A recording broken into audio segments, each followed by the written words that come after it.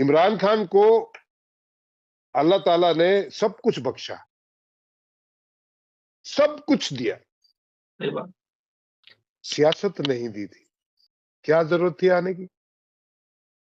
वो अपने एम्बिशंस की वजह से सियासत में आया और उस वजह से वो जेल में है।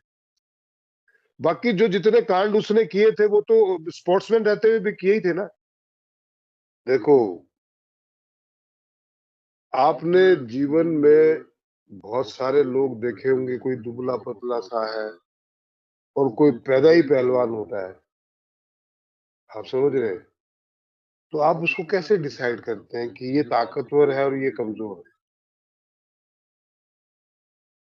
आप उसकी डील डोल, हाँ, तो उसी तरीके से जायचे क्या डील डोल क्या है वो डिसाइड करता है कि वो कितना ताकतवर है, उसको कितनी, उसके अंदर कितना पावर जो है स्टार्स ने दिया है। किसी को मेंटल पावर दी होती है, वो अलग तरीके से देखी जाती है। किसी को फिजिकल पावर दी होती है, वो ऊपर से ऊपर का वाला माला खाली होता है। किसी को रूहानी ताकतें दी होती हैं, तो उसका अल्लाह पाक से ही कंसर्न रहता है, दुनिया से रहता ही नहीं। और कई जो नवाज शरीफ जैसे हैं, उस उनको सियासी ताकतें मिली होती हैं, बट हर ताकत का एक लिमिटेड पीरियड होता है। Everything comes with the expiry date. आपकी चाहे उम्र हो, चाहे ये धरती क्यों ना हो, या इस धरती पे बना हुआ कोई भी प्रोडक्ट हो, आपकी सोच इवन वो भी एक्सपायरी डेट के साथ आती है। एक सोच हमेशा नहीं रहती है, वो एक्सपायर हो जाती है, नई सोच पैदा होती है। तो everything comes with the expiry date भैया। कोई अगर ये समझ के चले कि मैं मुकम्मल ताउम्र मेरे साथ सियासत रहेगी, सत्ता रहेगी, पैसा रहेगा, ताकत रहेगी, किसी के साथ ना रहेगी और न रहेगी। बादशाह भी हुए हैं तो उन्हीं के खानदान के लोगों ने एक समय के बाद में उनका कत्ल कर दिया है। ताकतवर से ताकतवर, मतलब हिंदुस्तान का बादशाह जलालुद्दीन, उसके भतीजे ने, अलाउद्दीन ने उसको कत्ल कर दिया। शाहजहां पूरे हिंदुस्तान का मुगल बादशाह था, उसी के बेटे ने अपने भाइयों के साथ बाप को भी जेल में बंद करवा दिया। मत बादशाह था वो। तो कोई भी चीज एक्सपायरी डेट के साथ आती है। ऊपर वाला आपको कोई चीज देता है तो वो सेवा करने के लिए देता है, भोगने के लिए नहीं देता। तो मैं आपको एक किस्सा सुनाता हूँ। एक एक राजा था, एक बादशाह था, उसका एक जो है ज्योतिष था अपना। पहले हर राजा के, हर बादशाह के अपने रहते थे पेशन गोई करने वाले। तो वो उसको जो भी बताता कि आज ऐसा हुआ था जी, आज ये घटना ही, बोले चलो कोई नहीं, देख लेंगे। और उसको अच्छी खासी तनख्वाह देता, वो अच्छा खासा ओहदा दिया हुआ था। वो राजा सोचता है बताता तो साला कुछ है नहीं, मैं जो भी बोल देता हूँ उसको बोलता देख लेंगे, कोई बात नहीं। एक रात राजा के सपने में धन की देवी आई और उसने कहा कि मैं तेरा राजपाट सारा लेके जा रही हूँ, अब तेरे पास कुछ नहीं रहेगा। बदले में मैं तेरे को कोई ऐसी चीज दूंगी जो तेरे साथ परमानेंट रहे। तो उन्होंने कहा कि भी आप ले ही जाओगे, कुछ तो दो मुझे, कि जो मेरे पास, मैं तो सवेरे आप भिखारी हो जाऊंगा तो मेरे तो, मैं जीने के लिए कुछ तो चाहिए। बोले तेरे को एक गधा दे दिया। तो राजा ने सोचा मैं गधे को सर में मारूंगा। और सवेरे उठ के देखा तो सब कुछ गायब था, गधा ही बंधा हुआ था। उसने फिर पंडित को बुलाया, ज्योतिषी को, कि महाराज ऐसे ऐसे हुआ और वो एक गधा दे गई। बोलो कोई बात नहीं, देख लेंगे। बोले क्या खाक देख लेंगे, अब बचा ही कुछ नहीं देखने को। अब तो सब कुछ चला गया, अभी भी आप बोल रहे देख लेंगे। क्या देख लेंगे भाई? हम तो फटीचर हालत में आ गए, फकीर हो गए, रोटी के लाले पड़े। ये मुझे तो मजदूरी करना भी नहीं आता, मैं सोच रहा हूँ करूंगा क्या, खाना कैसे खाऊंगा? तुम्हारी तनख्वाह तो भूल जाओ। बोले देख लेंगे। उसने बोला है ना, ये एक जो गधा है ये तुम्हारे साथ हमेशा रहेगा। बोला हाँ। तो बोला अभी जाओ इसको बेच के आ जाओ। बेचा है राजा। उसके दो चार आने मिले होंगे उस जमाने में। घर आया, बोले इससे क्या होगा भाई, तू रोटी खाएगा मैं खाऊंगा। बोला वो देख वापिस बंधा हुआ है। तू, बोले फिर बेचा।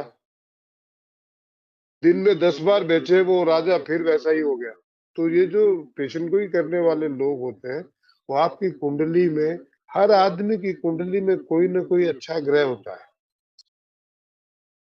तो वो उसको पकड़ते हैं कि ऊपर वाले ने, मालिक ने ये तो दिया है ना, ये परमानेंट रहने वाला है इसके पास, तो इसका यूज करो। पर लोगों की अपनी महत्वाकांक्षा है, अपने एम्बिशंस इतने होते हैं कि साहब मेरे को मालिक ने रोटी दी है परमानेंट, तो वो रोटी पे कंसंट्रेट करते ही नहीं है। उनको डबल रोटी चाहिए, ब्रेड चाहिए, मकान चाहिए, बंगला चाहिए। वो सारा उसी रोटी से मिल जाएगा जो परमानेंट दी हुई है, लेकिन वो उसको छोड़ते हैं।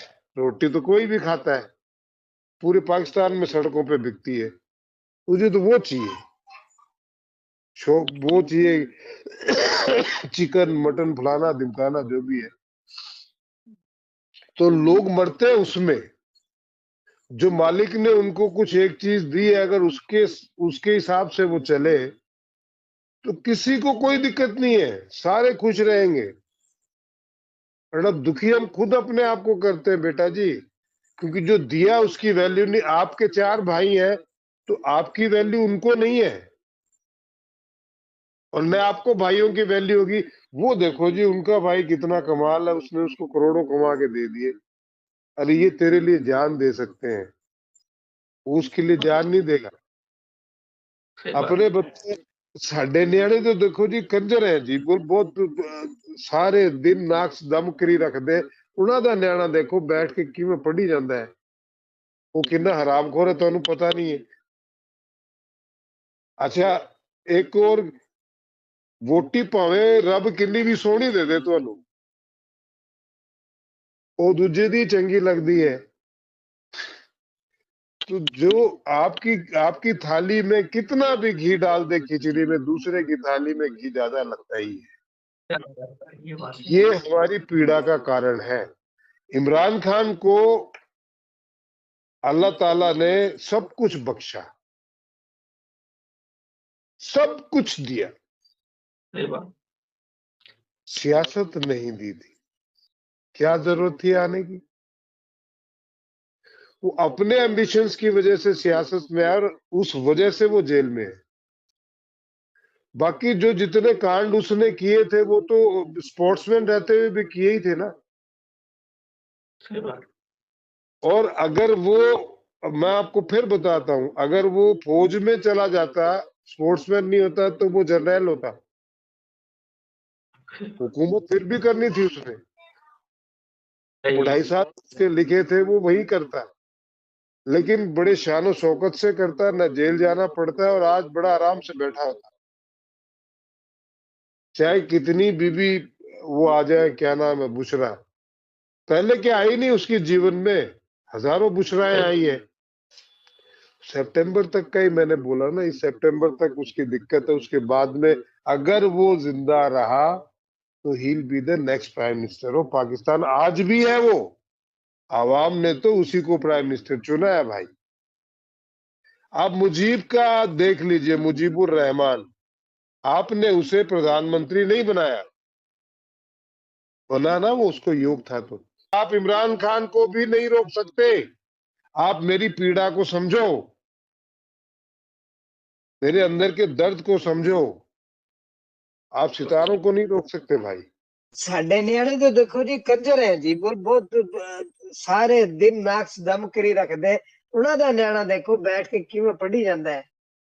वो कितना हरामखोर है तुहानू पता नहीं है।